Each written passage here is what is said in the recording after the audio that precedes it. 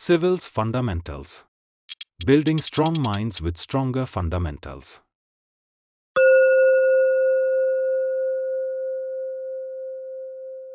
नमस्ते। आज हम एक बहुत ही दिलचस्प सफर पर निकल रहे हैं। नमस्ते। हाँ, बिल्कुल। हमारे पास एक सोर्स मटेरियल है, मॉडर्निटी इन यूरोप .pdf से कुछ हिस्से, और आज हम इसी पर एक गहरी चर्चा करेंगे। हमारा मिशन या कह लें मकसद ये समझना है कि यूरोप में जो बड़े सोशल चेंजेस हुए, मतलब रोमन एम्पायर के बाद से लेकर आगे तक, उन्होंने सोशियोलॉजी जैसे एक पूरे एकेडमिक डिसिप्लिन की जरूरत कैसे और क्यों पैदा की। हाँ, ये जानना बहुत जरूरी है कि कैसे हिस्टोरिकल इवेंट्स और सोशल शिफ्ट्स एक नए तरीके की सोच, एक डिसिप्लिन को जन्म देते हैं। बिल्कुल।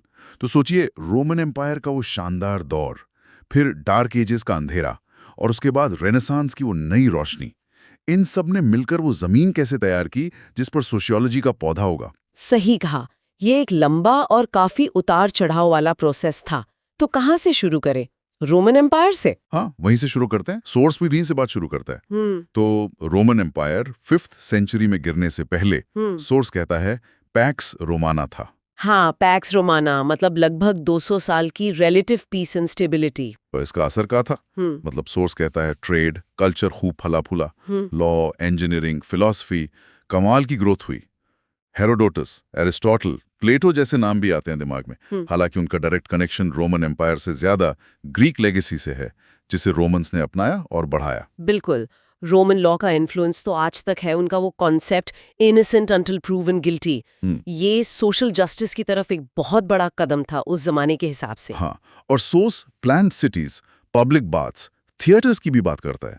मतलब एक ऑर्गेनाइज सोसाइटी थी। सेंचुरी में वेस्टर्न रोमन एम्पायर का पतन हुआ। तब क्या हुआ? सोर्स कहता है एक बड़ा बदलाव आया जिसे डार्क एजेस कहा गया। हाँ, डार्क एजेस या मिडिल एजेस, जो रफली 476 सीई से लेकर कह सकते हैं 14th सेंचुरी तक चला। सोर्स सही कहता है ये दौर यूरोप के लिए काफी टर्बुलेंट था। सोर्स इस दौर में रिलीजियस डॉगमास, मतलब धार्मिक कट्टरपंथ और क्लास डिविजन्स पर बहुत जोर देता है। कहता है चौच का बोलबाला था और नई सोच, साइंटिफिक सोच को दबाया गया। सही। सेंट्रल अथॉरिटी जैसे रोमन एम्पायर में थी वैसी नहीं रही। छोटे छोटे किंगडम्स बन गए और एक नया सिस्टम उभरा, फ्यूडलिज्म। हाँ, सोर्स इसका जिक्र करता है। ये सिस्टम क्या था एग्जैक्टली? मतलब राजा, नोबल्स, वैसल्स, सर्फ्स, ये हायरार्की कैसे काम करती थी? देखिए, फ्यूडलिज्म बेसिकली एक लैंड बेस्ड सिस्टम था। जमीन के बदले लॉयल्टी और मिलिट्री सर्विस। सबसे ऊपर किंग, फिर उसके नीचे नोबल्स, लॉर्ड्स, जिन्होंने राजा से जमीन ली। अच्छा। फिर नोबल्स ने अपने वैसल्स को जमीन दी और वैसल्स ने लॉयल्टी और सर्विस का वादा किया। और सबसे नीचे थे सर्फ्स, जो जमीन से बंधे हुए थे, प्रैक्टिकली पेजेंट्स, जो लॉर्ड्स के लिए काम करते थे और बदले में प्रोटेक्शन पाते थे। सोशल मोबिलिटी बहुत कम थी। मतलब जन्म से ही तय हो जाता था कि आप कहाँ रहेंगे समाज में। काफी हद तक, हाँ। और जैसा आपने कहा, इस दौर में कैथोलिक चर्च बहुत पावरफुल इंस्टीट्यूशन बन गया। रोमन एम्पायर के पतन के बाद जो पावर वैक्यूम बना, उसे चर्च ने काफी हद तक भरा। किस तरह से भरा? सोर्स कहता है एजुकेशन, लॉ, मोरालिटी, सब पर कंट्रोल था। बिल्कुल। एजुकेशन ज्यादातर मॉनेस्ट्रीज में होती थी। चर्च के अपने लॉज, कैनन लॉ, जिनका सोसाइटी पे गहरा असर था। नैतिकता, पाप पुण्य, स्वर्ग नरक, ये सारे कॉन्सेप्ट्स लोगों की जिंदगी को गाइड करते थे।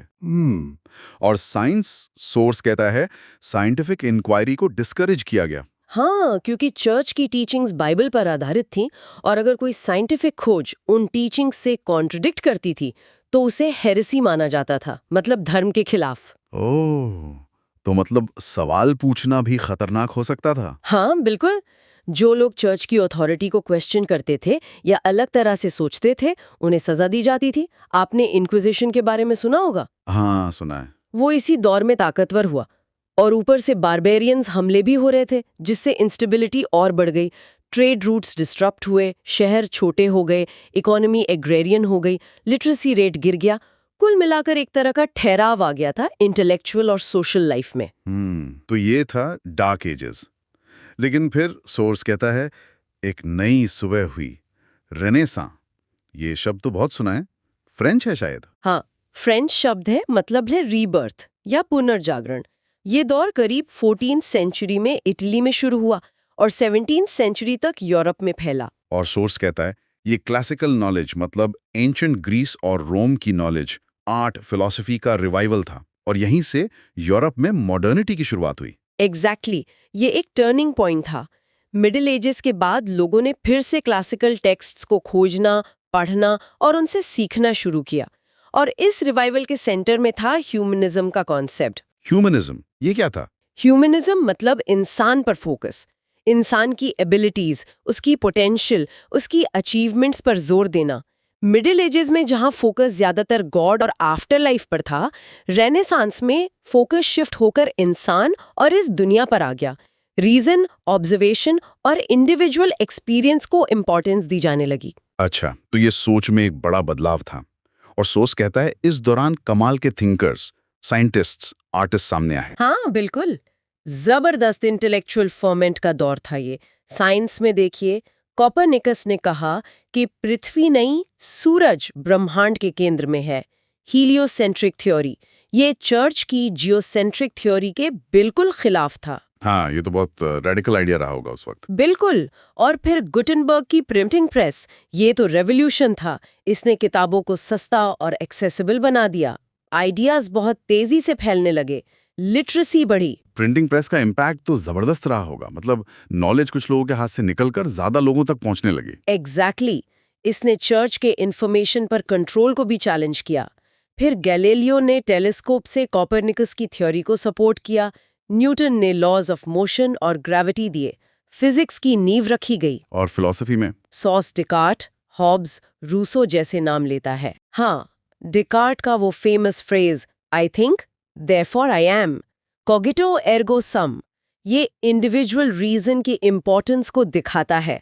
हॉब्स और रूसो ने सोसाइटी, गवर्नमेंट, इंडिविजुअल राइट्स पर बिल्कुल नए तरीके से सोचना शुरू किया। सोशल कॉन्ट्रैक्ट थ्योरी जैसे आइडियाज आए। तो मतलब लोग अब सोसाइटी और यूनिवर्स को समझने के लिए धर्म के साथ साथ रीजन और ऑब्जर्वेशन का भी इस्तेमाल करने लगे थे। हाँ, यही शिफ्ट हो रहा था। रीजन और एम्पेरिकल एविडेंस को अहमियत मिलने लगी थी। लेकिन सोर्स ये भी कहता है कि रेनेसां सिर्फ साइंस और फिलॉसफी तक ही लिमिटेड नहीं था। आर्ट, लिटरेचर, एक्सप्लोरेशन, इसमें भी बदलाव आए। अरे हाँ बिल्कुल। लिटरेचर में इरेस्मस, दांते, शेक्सपियर जैसे राइटर्स ने ह्यूमन एक्सपीरियंस और इमोशंस को गहराई से एक्सप्लोर किया। वर्नाक्युलर लैंग्वेजेस यानी आम लोगों की भाषाओं में लिखना शुरू हुआ, लैटिन के साथ साथ। अच्छा, तो लिटरेचर भी आम लोगों के करीब आया। हाँ, और आर्ट में मिकेलेंजेलो का स्टैचू ऑफ डेविड देखिए, या लियोनार्डो दा विंची की मोनालिसा। इसमें रियलिज्म है, ह्यूमन फॉर्म की ब्यूटी और कम्प्लेक्सिटी पर फोकस है। ये मिडिल एजेस के रिलीजियस आर्ट से काफी अलग था। मैंने देखी हैं इनकी तस्वीरें, वाकई कमाल है। ह्यूमन एनाटॉमी पर काफी स्टडी की गई थी शायद। बिल्कुल, साइंस और आर्ट साथ साथ चल रहे थे। और फिर explorers, Columbus, Vasco da Gama, इन्होंने दुनिया के नए हिस्से खोजे, ट्रेड रूट्स खोले, दुनिया इंटरकनेक्टेड होने लगी। तो ये सब मिलकर मतलब प्रिंटिंग प्रेस, नए साइंटिफिक आइडियाज, ह्यूमनिज्म, आर्ट में रियलिज्म, एक्सप्लोरेशन, इन सब का क्यूमुलेटिव इफेक्ट क्या था सोसाइटी पर? इफेक्ट बहुत गहरा था। पहला तो जैसा हमने कहा, लिटरेसी बढ़ी, इंफॉर्मेशन फैली। दूसरा, चर्च की एब्सोल्यूट अथॉरिटी चैलेंज हुई। मार्टिन लूथर और प्रोटेस्टेंट रिफॉर्मेशन भी इसी दौर का हिस्सा है, जिसने वेस्टर्न क्रिश्चियनिटी को हमेशा के लिए बदल दिया। हाँ, रिफॉर्मेशन भी एक बड़ा अपहीवल था। बिल्कुल। तीसरा, इंडिविजुअल की इंपॉर्टेंस बढ़ी। इंडिविजुअल थॉट, क्रिएटिविटी, अचीवमेंट को वैल्यू मिलने लगी। चौथा, रीजन और ऑब्जर्वेशन पर फोकस बढ़ा, जिसने साइंटिफिक रेवोल्यूशन की नींव रखी। पांचवा, नए पॉलिटिकल स्ट्रक्चर्स उभरने लगे। नेशन स्टेट्स का आइडिया मजबूत हुआ और फ्यूडलिज्म कमजोर होने लगा। सिटीज फिर से ग्रो करने लगी, ट्रेड बढ़ा, एक मिडिल क्लास उभरने लगा। वाओ, तो ये तो सोसाइटी का पूरा ताना बाना ही बदल रहा था। लेकिन सोर्स कहता है कि रिनेसेंस का भी अंत हुआ और एक काउंटर रिफॉर्मेशन मूवमेंट का जिक्र है। ये क्या था? हाँ, देखिए, जब प्रोटेस्टेंट रिफॉर्मेशन तेजी से फैला तो कैथोलिक चर्च ने रिस्पॉन्स दिया। काउंटर रिफॉर्मेशन, जो करीब 16th सेंचुरी में शुरू हुआ, वो कैथोलिक चर्च का एक तरह से कमबैक एफर्ट था। अच्छा, तो चर्च ने क्या किया? कई चीजें की। पहला, उन्होंने अपने अंदर सुधार लाने की कोशिश की, जैसे काउंसिल ऑफ ट्रेंट में चर्च डॉक्ट्रिन्स को रीअफर्म किया गया और क्लर्जी की डिसिप्लिन पर जोर दिया गया। दूसरा, नए रिलीजियस ऑर्डर्स बनाए गए, जैसे जेजुइट्स, जो एजुकेशन और मिशनरी वर्क के जरिए कैथलिक टीचिंग्स को फैलाने में बहुत एक्टिव थे। जेसुइट्स का नाम तो आज भी सुना जाता है एजुकेशन में। बिल्कुल। तीसरा, उन्होंने विरोधियों को दबाने के लिए इंक्विजिशन कोर्ट्स का इस्तेमाल जारी रखा या कहीं कहीं और मजबूत किया।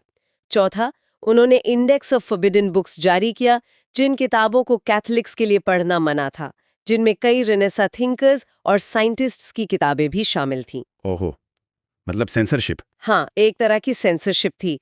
और पांचवा, उन्होंने आर्ट और आर्किटेक्चर का इस्तेमाल किया, जिसे बरोक स्टाइल कहते हैं। बहुत grand, emotional, dramatic art and buildings बनवाए ताकि लोगों को इम्प्रेस किया जा सके और चर्च की पावर और ग्लोरी दिखाई जा सके। सेंट पीटर्स बेसिलिका इन रोम एक बड़ा उदाहरण है। तो काउंटर रिफॉर्मेशन ने रेनेसा के असर को कम करने की कोशिश की। हाँ, उसने रेनेसा के कुछ लिबरल और सेक्युलराइजिंग ट्रेंड्स को रोकने या कंट्रोल करने की कोशिश जरूर की। ये दिखाता है कि सोशल चेंज कभी सीधा सीधा नहीं होता, हमेशा फोर्सेस और काउंटर फोर्सेस होती हैं। इंस्टीट्यूशन अपने पावर को बचाने की कोशिश करते हैं। ये तो बहुत कॉम्प्लेक्स इंटरप्ले है चेंज और रेजिस्टेंस का। बिल्कुल। तो अब आते हैं मेन सवाल पर। ये सारी उथल-पुथल, रोमन एम्पायर का गिरना, फिर डार्क एजेस का वो दौर, फिर रेनेसा का इंटेलेक्चुअल एक्सप्लोजन और इंडिविजुअल पर फोकस, और उसके बाद काउंटर रिफॉर्मेशन का रिएक्शन, इन सब ने मिलके सोशियोलॉजी के जन्म के लिए जमीन कैसे तैयार की? What does this all mean? Source का कोर कनेक्शन क्या है? देखिए, सोर्स का मेन आर्ग्यूमेंट ये है कि इन सदियों में यूरोप ने इतने जबरदस्त और इतने सारे फंडामेंटल चेंजेस देखे। सोशल स्ट्रक्चर में फ्यूडलिज्म से नेशन स्टेट की तरफ, इकोनॉमी में अग्रेरियन से ट्रेड और कॉमर्स की तरफ, पॉलिटिकल थॉट में डिवाइन राइट से सोशल कॉन्ट्रैक्ट की तरफ, रिलीजन के रोल में एब्सोल्यूट अथॉरिटी से चैलेंज और डाइवर्सिटी की तरफ, और सबसे जरूरी इंडिविजुअल की सेल्फ अंडरस्टैंडिंग में कम्युनिटी बाउंड से इंडिविजुअल रीजन और राइट्स की तरफ। हाँ, ये तो बहुत सारे डायमेंशंस पर बदलाव थे। एग्जैक्टली। और ये बदलाव इतने गहरे और तेज थे कि सोसाइटी बहुत ज्यादा कॉम्प्लेक्स हो गई। जो पुराने तरीके थे सोसाइटी को समझने के, चाहे वो रिलीजियस एक्सप्लेनेशंस हों या ट्रेडिशनल कस्टम्स, वो अब काफी नहीं लग रहे थे। वो इन नए फिनोमेना को एक्सप्लेन नहीं कर पा रहे थे। जैसे कि मतलब क्या एक्सप्लेन नहीं हो पा रहा था? जैसे शहर इतनी तेजी से क्यों बढ़ रहे हैं, एक नया मिडिल क्लास क्यों उभर रहा है, लोग चर्च की अथॉरिटी पर सवाल क्यों उठा रहे हैं, रेवोल्यूशंस क्यों हो रहे हैं, जैसे फ्रेंच रेवोल्यूशन बाद में हुआ पर उसकी जड़ें यहीं थीं, इंडिविजुअलिज्म का क्या मतलब है सोसाइटी के लिए, ये सारे सवाल थे। अच्छा, तो लोगों को जरूरत महसूस हुई कि इन बदलावों को सिस्टमैटिकली समझा जाए। बिल्कुल। एक जरूरत पैदा हुई कि सोसाइटी को, सोशल लाइफ को, सोशल चेंजेस को ऑब्जेक्टिवली, साइंटिफिकली स्टडी किया जाए। जैसे साइंटिस्ट नेचर को स्टडी कर रहे थे, वैसे ही सोसाइटी को स्टडी करने का आइडिया आया। ये समझने की कोशिश कि सोसाइटी कैसे फंक्शन करती है, क्यों बदलती है, इंडिविजुअल्स और सोसाइटी के बीच क्या रिश्ता है। तो ये जो इंटेलेक्चुअल क्यूरियोसिटी थी, जो रेनेसां और एनलाइटनमेंट, हालांकि सोर्स ने एनलाइटनमेंट पर डिटेल में बात नहीं की, पर वो लॉजिकल नेक्स्ट स्टेप था, ने जगाई थी, वो अब सोसाइटी पर फोकस होने लगी। हाँ, रीजन, ऑब्जर्वेशन, सिस्टमैटिक एनालिसिस, ये टूल्स अब सोशल वर्ल्ड पर अप्लाई करने की जरूरत महसूस हुई। और इसी जरूरत ने इन हिस्टोरिकल उथल-पुथल के कॉन्टेक्स्ट में 19th सेंचुरी में जाकर सोशियोलॉजी को एक फॉर्मल एकेडमिक डिसिप्लिन के तौर पर जन्म दिया। August Comte, Emile Durkheim, Karl Marx, Max Weber, ये सब इन्हीं कॉम्प्लेक्स सोशल चेंजेस को समझने की कोशिश कर रहे थे। तो मतलब सोशियोलॉजी का जन्म एक तरह से इन बड़ी हिस्टोरिकल ट्रांसफॉर्मेशंस का बाई प्रोडक्ट था। सोसाइटी इतनी बदल गई कि उसे समझने के लिए एक नया साइंस चाहिए था। हाँ, आप बिल्कुल सही कह रहे हैं। सोशियोलॉजी इन परिवर्तनों को समझने, एक्सप्लेन करने और शायद मैनेज करने की एक कोशिश थी। वाह! तो ये थी वो कहानी कि कैसे यूरोप में सदियों के दौरान हुई ये बड़े बदलाव, रोमन एम्पायर के वैभव से डार्क एजेस के ठहराव, रेनेसांस की इंटेलेक्चुअल क्रांति और उसके बाद के टेंशन्स ने मिलकर एक बिल्कुल नए विषय सोशियोलॉजी की नींव रखी। वाकई एक अद्भुत और लंबा सफर। हाँ, और ये हमें सिर्फ इतिहास के बारे में ही नहीं बताता, हम्म। ये हमें आज के बारे में भी सोचने पे मजबूर करता है ना। कैसे? देखिए, आज भी हमारी सोसाइटी कितनी तेजी से बदल रही है। Technology, globalisation, cultural shifts, political polarisation, ये बदलाव भी तो बहुत डीप है। हाँ, ये तो है। इन्फॉर्मेशन एज, AI, रोज कुछ नया आ रहा है। तो सवाल ये उठता है कि क्या आज भी हमें अपने समाज में हो रहे इन तेज बदलावों को समझने के लिए वैसी ही एनालिटिकल डेप्थ और सिस्टमैटिक स्टडी की ज़रूरत है जैसी 19th सेंचुरी में महसूस की गई थी? क्या हमारे पास वो टूल्स और वो फ्रेमवर्क्स हैं जो आज की कम्प्लेक्सिटी को समझ सकें? ये तो बहुत ही रेलेवेंट सवाल है। शायद सोशियोलॉजी और बाकी सोशल साइंसेज आज पहले से भी ज्यादा जरूरी हो गए। मेरे ख्याल से तो है। ये एक ऐसा सवाल है जिस पर हम सब लिसनर्स भी सोच सकते हैं। अपने आसपास हो रहे बदलावों को सिर्फ एक्सपीरियंस ना करें, बल्कि उन्हें समझने की कोशिश करें। बिल्कुल सही कहा। एक बेहतरीन पॉइंट सोचने के लिए। तो इसी विचार के साथ आज की ये गहरी चर्चा, ये डीप डाइव हम यहीं समाप्त करते हैं। हाँ, आज काफी कुछ कवर किया हमने। उम्मीद है सुनने वालों को ये सफर दिलचस्प लगा होगा। हम जल्दी मिलेंगे एक नए सोर्स मटेरियल और एक नए विश्लेषण के साथ। तब तक के लिए अलविदा। अलविदा।